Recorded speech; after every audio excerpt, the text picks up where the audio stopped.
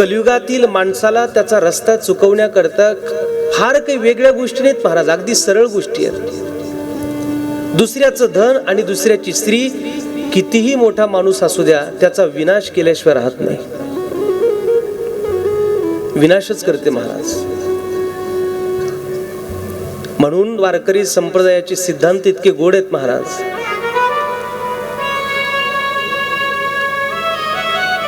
हा इतुले करी भलते आपण परद्रव्य पर नारी सांडून अभिलाष अंतरी वर्ते व्यवहारी सुखरू. काय गोड सिद्धांत आहेत संतांचे. या दोन गोष्टी ज्याला सांभाळता आल्या त्याच्या जीवनाची उत्क्रांती झाली. रावण काय चुकलेला आहे? दुसऱ्याचं धन आणि दुसऱ्याची स्त्री. कबीर कुबेर त्याचा सावत्र भाऊ आहे कुबेर, पण त्याने त्याचंच द्रव्य हरण केलेलं आहे रावणाने. रावणाची जी लंका आहे ती रावणाची नव्हती, ती कुबेराची होती, पण रावणाने ती त्याच्याकडून हरण केली, म्हणजे दुसऱ्याचं धन चोरलं. आणि वनवासाला आलेल्या रामप्रभूंची पत्नी सीता माता म्हणजे दुसऱ्याची स्त्री हरण केली. म्हणून तो जगात रावण म्हणून लोकांसमोर आहे. या देवराज ब्राह्मणाने त्या वेश्येला घरी आणले. त्याची धर्मपत्नी त्याला समजावून सांगते, पण तो ऐकत नाही. नवरा किती वाईट असू द्या महाराज,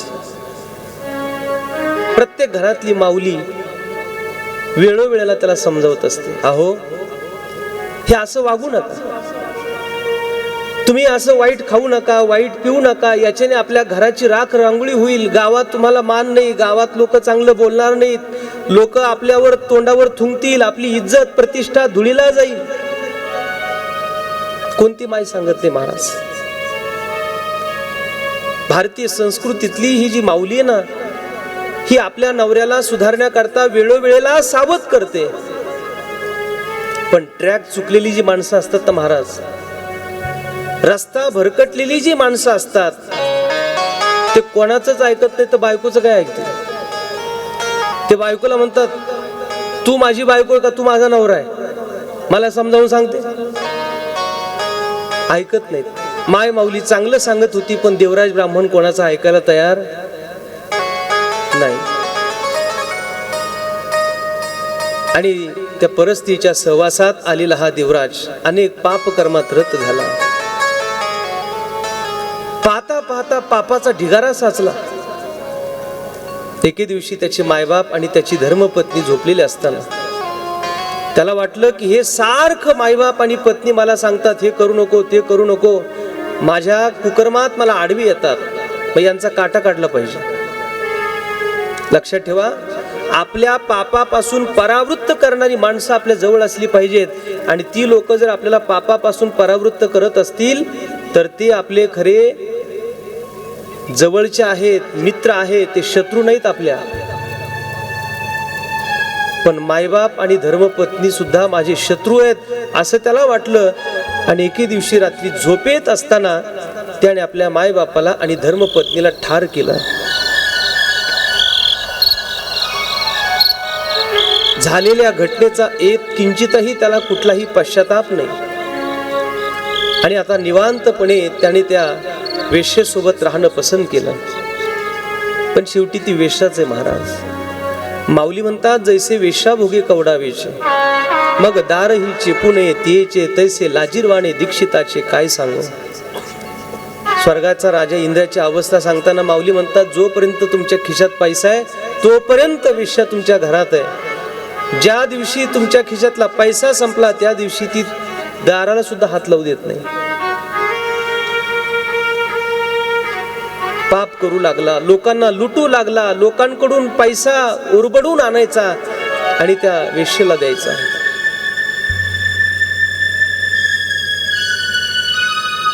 आणि असं अनेक वर्षाचा काळ गेला. आणि एके दिवशी फिरता फिरता प्रतिष्ठनपूर नगरीमध्ये हा देवराज नावाचा ब्राह्मण आला. एका शिवालयामध्ये त्याचं येणं झालं. आणि त्या शिव मंदिरामध्ये भगवान शंकराच्या पवित्र प्रांगणामध्ये शिव महापुराणाची कथा चालू होती आणि त्याचा मुक्काम तिथं पडला. बऱ्याच अंतरावर चालत आला होता, थकला होता, शिनला होता, त्याच्या अंगाला ताप आला आणि त्या ताप आलेल्या अवस्थेत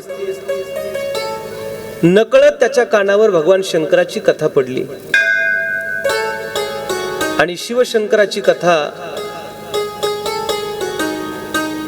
तो ऐकतोय, तो श्रवण करतोय. त्याच्या अंगातला ताप कमी होत नाहीये आणि पाहता पाहता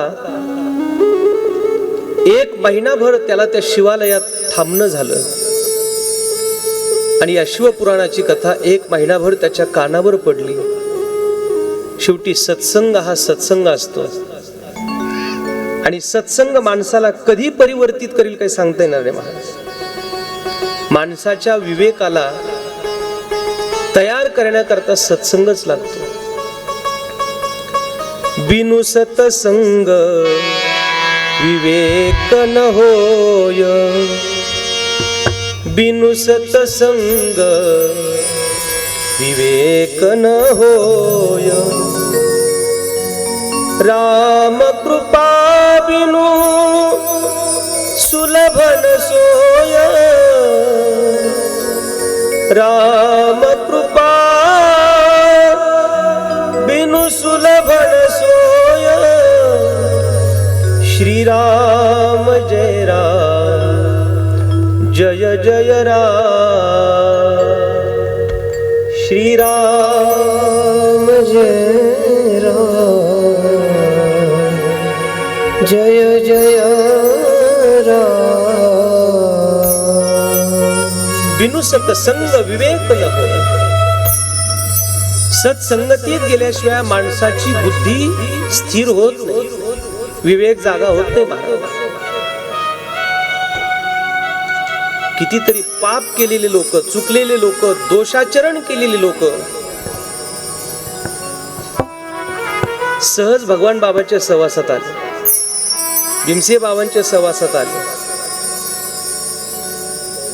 आणि बाबांच्या सहवासात आल्याबरोबर कधी उद्धार झाला त्यांनाच कळालं नाही. जेव्हा नवीन नवीन भगवान बाबा गडावर आले तेव्हा त्या भागात गडाचा जो डोंगर होता तो डाकू लोकांचा अड्डा होता. त्याच्या पायथ्याला धुम्या डोंगरावर काही चोर लोक राहायचे. लोकांनी सांगितलं, म्हणले बाबा चोर राहतात. बाबा म्हणले सप्त्याचा हिशोबच त्यांच्याकडे देऊ.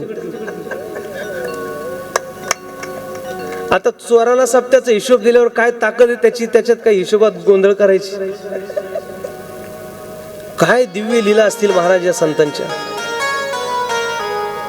कितीतरी भिल्ल जातीतली लोक, पारधी जातीतली लोक, जे पापाचरण करणारी लोक होते ते भगवान बाबाच्या सहवासात आले आणि कधी बाबांनी त्यांचा विवेक जागा केला आणि त्यांचा उद्धार केला कळालंच नाही महाराज. म्हणून बिनु सत्संग विवेक न होय. या देवराज ब्राह्मणाने 1 महिनाभर शिवपुराण ऐकलं आणि ती कथा ऐकत ऐकत ऐकत एके दिवशी त्याचा प्राण निघून गेला. पाप केलेला हा देवराज कथा श्रवण करताना त्याचा देह गेला आणि त्याचा परिणाम असा झाला, यमदूत त्याला नेण्याकरता आले. यमदूतांनी त्याला उचलायचं तेवढ्यात भगवान शिवशंकराचे पार्षदगण तिथं आले. यमदूतही आले, शंकराची दूतही आले. त्यांनी सांगितलं, कुठे घेऊन चाललात? म्हणले, अहो याने पापाचरण केलेलं आहे, याने आतापर्यंत सगळं चुकीचंच कर्म केलेलं आहे. शंकराच्या पार्षदांनी सांगितलं, नाही, आमचा नियम असा आहे, अंतकाळी ज्याच्या नाम आले मुखा, तुका म्हणे सुखा पार नाही. याने अंतकाळाच्या वेळेला भगवान शंकराची कथा याच्या कानाने त्याने श्रवण केली, त्यामुळे हे गिऱ्हाईक तुमचं नाहीये, हे आमचं गिऱ्हाईक आहे. जसं भागवत ऐकताना तो आजमिळ नावाचा ब्राह्मण होता, त्याच्याकडून हेच घडलं होतं. त्याने परस्त्री गमन केलं, त्याच्याकडून पातक घडलं आणि शेवटी यमदूत त्याला नेण्याकरता आले, पण त्याने त्याच्या मुलाचं नाव ठेवलं होतं नारायण. आणि म्हणून भगवंताचे नारायणाचे दूत तिथं आले. तसं पार्षदगण तिथं आले शंकराचे, त्यांनी सांगितलं हे गिराईक आमचं आहे, त्याला शिवलोकाला घेऊन गेले. यमधर्म सांगे दूता तुम्हा नाही तेथे सत्ता, जेथे होय हरी कथा सदा घोष नामाचा. जिथं हरी कथा चालू आहे, जिथं भगवत गुण श्रवण चिंतन चालू आहे, तिथं तुम्ही जाऊ नका, ते तुमची जागा नाही. म्हणून आता केकत जळगावला सप्ताह सुरू झाला. आता इथं यमदूताची यायची ताकद नाही. जेथे होय हरी कथा सदा घोष नामाचा. आणि म्हणून शिवलोकामध्ये कैलासामध्ये त्या देवराज नावाच्या ब्राह्मणाचं जाणं झालं. जीवनभर ज्याने पापच केलंय, पण अंतकाळाच्या वेळेला त्याच्या कानाला 1 महिनाभर कथा श्रवण झाली, भगवंताने त्याला कैलासावर नेलं. आता या कथेचा संदर्भ तुम्ही असं नका लावू का जीवनभर पाप करू आणि मग शेवटी महिनाभर कथा ऐकू. असं नसतं. ते त्याचं कोणाचं तरी एखाद्याच्या आयुष्यात चांगला त्याचं भाग्य असेल, त्याचं नशीब चांगलं असेल म्हणून त्याने ऐकलं.